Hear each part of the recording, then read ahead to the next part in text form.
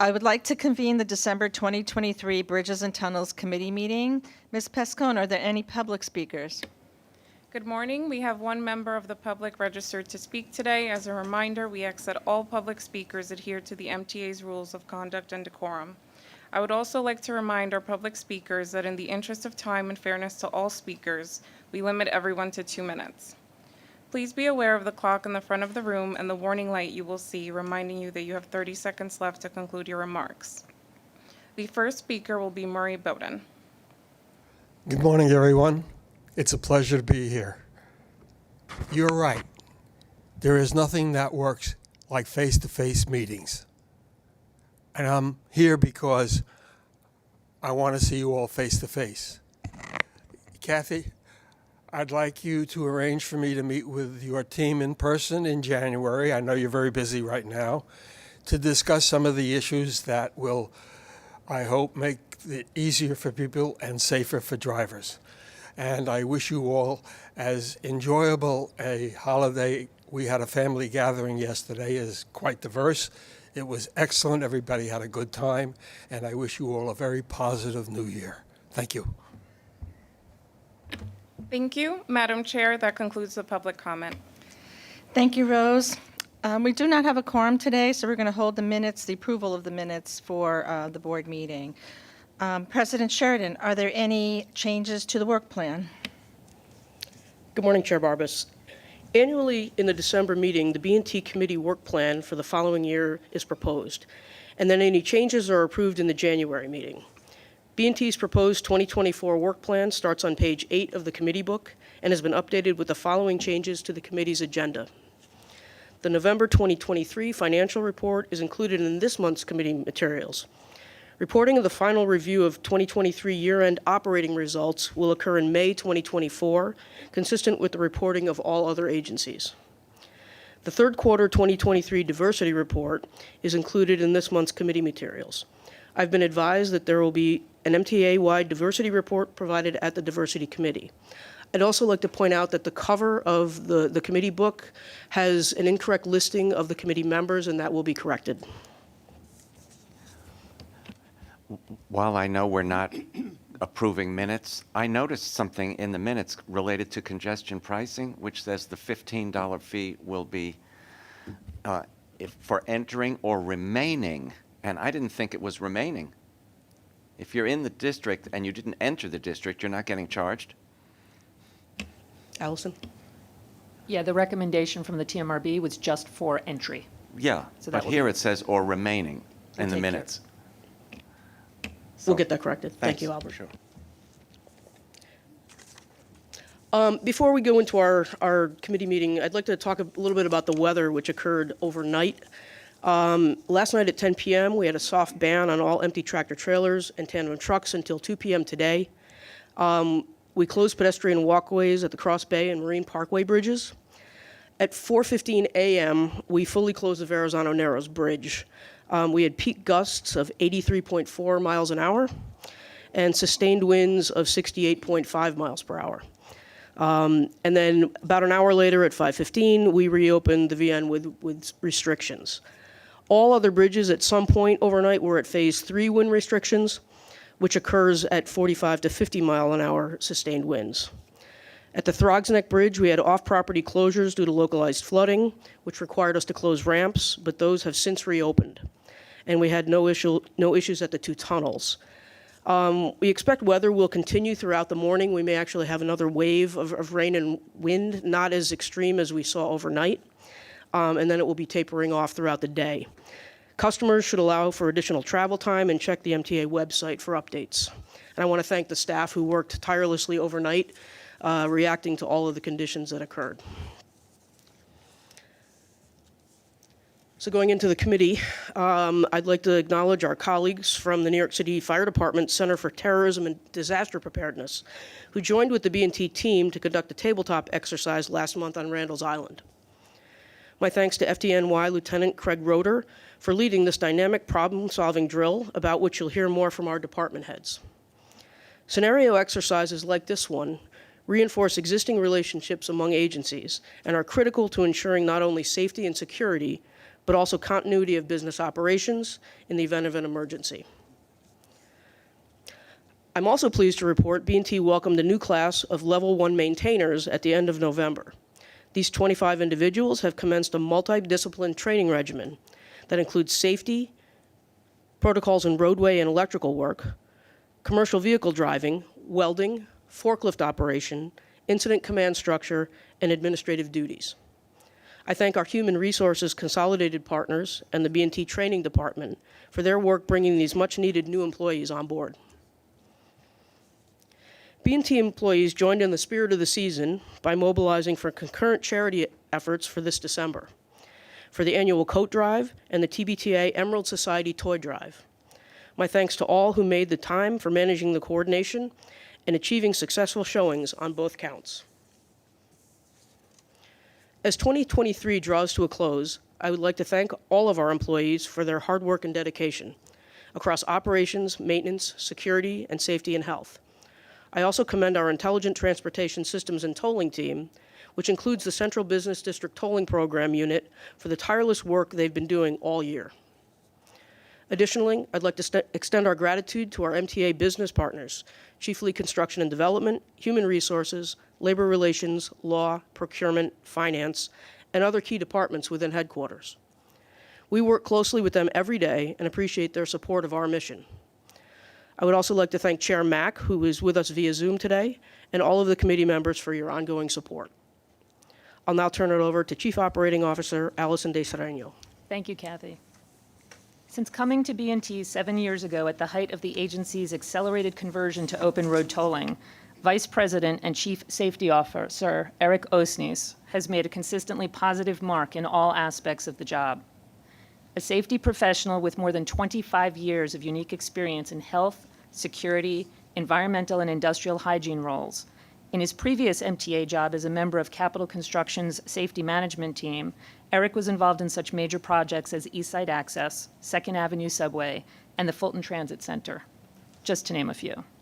We were truly fortunate to have him join B&T in 2017. Eric's safety acumen was integral to the agency's adaptation to a whole new environment of nonstop traffic through facility plazas cleared of toll booths when we moved to open road tolling. And while Eric perhaps cannot claim complete credit, during his tenure at B&T, our collision rate was reduced by more than 30%. Then came the COVID-19 pandemic, during which time Eric provided steady and reassuring daily guidance that helped us all through the worst days and beyond. He also engaged fully with outside professionals regarding the important issue of suicide prevention as it pertained to major vehicular crossings, and is evidenced earlier this year when he represented the MTA at the Transportation for Life Summit along with other New York State agencies. His knowledge and expertise, accumulated along a career path that includes the FBI and the Federal Bureau of Prisons, as well as an early run with New York City Transit Authority, has proven invaluable on multiple levels during his time here at B&T. Therefore, it is with a mixture of goodwill, but much regret, that we bid farewell to Eric, who retires this month. On behalf of President Sheridan and the entire B&T team, I thank him for his outstanding service and wish him well, and wish him all the best in the next chapter. He is and will always be part of the B&T family. I'll now turn it over to Eric himself.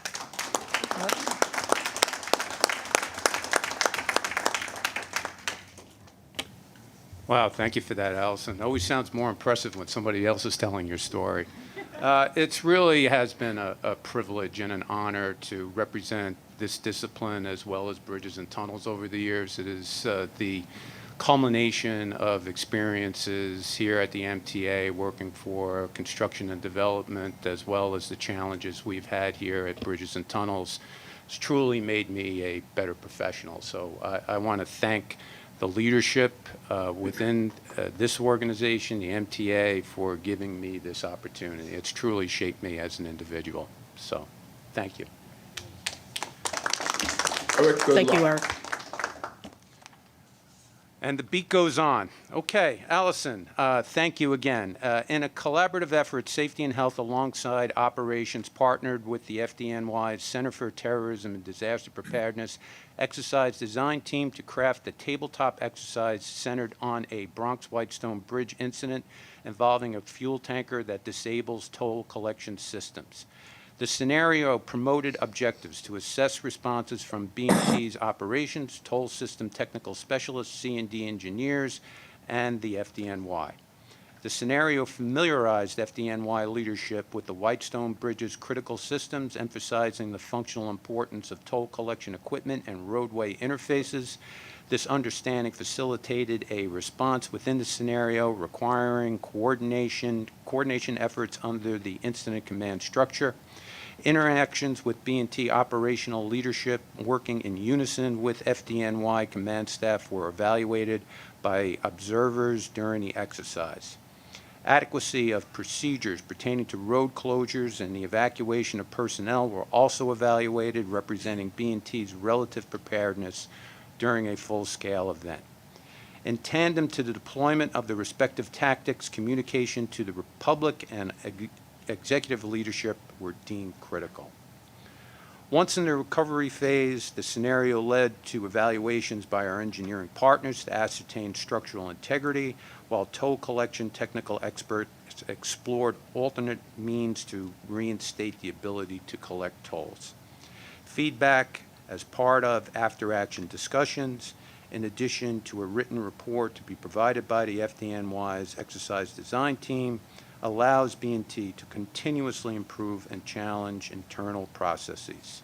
This is an objective of consensus standards as prescribed within the National Fire Protection Association, NFPA protocols, that allows us to engage with the fire department and establish relationships while meeting code requirements. And I will now turn it over to Rich. Rich, the floor is yours. Thank you very much, Eric, and I'll miss you, buddy. For B&T, our relationships with our regional transportation and emergency response partners hinges on coordination, cooperation, and communication. These entities provide specialized services that fall within their areas of expertise. Our FDNY colleagues will frequently respond to incidents and events at our facilities and do more than simply extinguish fires, with emergency medical services and rescue operations at the forefront. A key component to our partnership is to focus on readiness for incidents, emergencies, and events that may occur on B&T property and areas surrounding our facilities. As is standard in both the National Incident Management System as well as the citywide version under which we operate when interacting with our New York City partners, drills and exercises are the best way to examine policy, procedure, and process and preparedness prior to a real-world incident. Mobilization exercises focus on an array of scenarios designed and executed to ensure that all entities operate seamlessly as a single unit within the incident command structure during an emergency affecting B&T's operations and our delivery of service. Exercises are designed to be scalable and flexible, so they may be held as tabletop drills, no-notice exercises, or as full-scale, controlled, real-world scenarios to be played out on our roadways. This scenario design of our November tabletop involved concurrent incidents at two of our crossings, the Bronx Whitestone and Verrazano Narrows bridges. It included impacts to life safety, traffic throughput, physical infrastructure, and business operations. FDNY and Bridges and Tunnels worked through a complex scenario involving a major fuel spill and two fires within a unified command structure to come to a positive resolve. The exercise, designed by B&T and FDNY, is currently in the phase during which lessons learned and best practices are captured in an after-action report. These action items are reviewed and changes to processes and policies are implemented as identified. An initial takeaway was that all leaders left better prepared in becoming more familiar with capabilities, policies, and responsibilities of one another during an emergency. It's only through these cooperative efforts that we can maintain optimal preparedness. And as is a common point of view during any exercise, it's always better to exchange business cards, or in the 21st century, cell phone contact cards, at a drill and not at a real-world incident. With that, I will turn it over to Vice President and Chief of Internal Security, Don Look, who will discuss ISD's role in the exercise. Thank you. Thank you, Rich. The Internal Security Department was pleased to participate in this valuable exercise. For our part, ISD advised that as manager of Bridges and Tunnels Video Systems, upon notification of a fire event, we would begin to immediately review available video feeds within and around the site, immediately searching for persons who may have been impacted by the fire. ISD would also provide live scenes to executive management, the Operations Command Center, and of course, the facilities directly impacted by the event. At a point in the exercise, an additional fire was reported at the Verrazano Bridge. If the fire appeared to be suspicious or intentional, ISD would check with our partners in the federal, state, and local government intelligence units to determine if there was anything credible regarding coordinated plans. Upon the fire being extinguished, representatives of Internal Security Department would participate in the post-event analysis of the facility with construction and development engineering colleagues to evaluate and address safety and security concerns. Lastly, ISD would also remain in touch with the fire department, fire marshal's personnel concerning the cause of the fire. And I now turn this over to Nicola Angel, Vice President of Intelligent Transportation Systems and Tolling. Thanks, Don. During an event such as depicted in our fire department, FDNY tabletop, B&T's tolling technology division would coordinate with operations, maintenance, and others to implement established emergency protocols. As soon as safety feasible, tolling technology personnel would also work in tandem with C&D to assess and expedite equipment and system repairs to resume toll collection. The Intelligent Transportation System Division would provide technical support to the facilities and command center operations regarding traffic management systems. They would also coordinate with operations and our regional partners at Transcom as appropriate to ensure accurate traveler information is displayed on the variable messages signs and in commercial truck communication throughout the region. Tolling Operations Division would communicate to customers through EasyPass New York Customer Service Center regarding the status of affected crossings via website, the Tolls New York mobile app, and call center staff. We would also update our tolling agency partners regarding ongoing issues that could affect them. ITST would also be calculating any revenue loss for budgeting purposes and potential insurance claims. Upon resumption of toll collection, additional monitoring would ensure system performance. I will turn it over to Charles Passarella, Vice President of Maintenance and Support. Thanks. Thank you, Nicole. Maintenance responsibility for this exercise were to provide assistance to the FDNY team by helping clear the building of all personnel and informing them of power and communication routes to the compromised structure and the administration building. In addition, maintenance crews would assist in roadway closures leading to the facility for the safety and protection of the traveling public, as well as the first responders at the site. Central Maintenance North crews would be dispatched from Randall's Island to the Whitestone Bridge with heavy-duty equipment vehicles, including roadway sweepers, crane and vac trucks, as well as any other emergency equipment to assist with reopening the facility once the incident has cleared. The Central Maintenance South crews would be deployed to assist with any issues at the Verrazano Narrows Bridge, where a concurrent incident occurred. In preparation for the reopening of the facility, maintenance crews would also assist the tolling group in reestablishing toll collection. Once the incident commander deemed it safe to reopen the facility, all roadway closures would be lifted and the traffic permitted to safely resume. I personally witnessed a real-life incident back in April of 1991 when a tanker truck spilled over 3,500 gallons of fuel on the Bronx-Whitestone Bridge toll plaza, which ignited into the sewer system surrounding the facility. Fortunately, there were no injuries or major damage from that incident, other than the heavy traffic impact that extended far and wide, as reported in the New York Times and across the news that day. The lessons learned from that incident, as well as this tabletop exercise, are invaluable and provide critical information to all parties involved for future incidents that may occur at our facilities. Thank you, and unless there are any questions, this concludes our presentation. Commissioner Albert. So when there is an emergency and a crossing has to be adjusted, either shut off or narrowed or whatever, are the tools to do that in the command center or at that crossing? So it'd be at the crossing, but it is made in conjunction with the command center too. So that decision is made, together, but all the tools are at that location. And from the time that decision is made till the time all the signs are changed and everything, how long? It happens very rapidly, within 10 minutes or even, we're deploying personnel. As soon as the incident occurs, we're out there and, working to do what needs to be safe. Great, thank you. You're welcome. Any other questions? Okay, thank you, Charlie, and to all for this important partnering effort with our FDNY colleagues.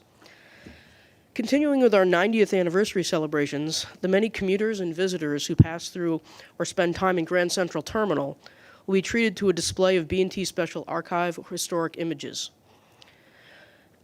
This display will be periodically refreshed with new content, so please visit often.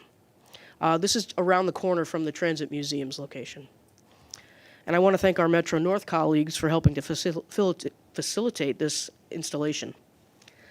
There are no procurements this month, and looking ahead to next year, we'll be sharing 2023 accomplishments and look forward to new achievements and celebrations of more historic milestones. Speaking on behalf of the executive management team at B&T, I wish everyone a peaceful, safe, and festive holiday season and a very happy new year. And if there are no further questions, this concludes our report. Thank you. May I have any questions? I don't want to jump the gun. Okay, may I have a motion to adjourn? Second. All in favor? Aye. Oh, you have a question? It doesn't matter. We need to say we're adjourning, though. You could have pretended a little bit, all right? Okay. Everybody have an enjoyable holiday. Thank you. Thank you, David. You too. Happy holidays. Happy holidays.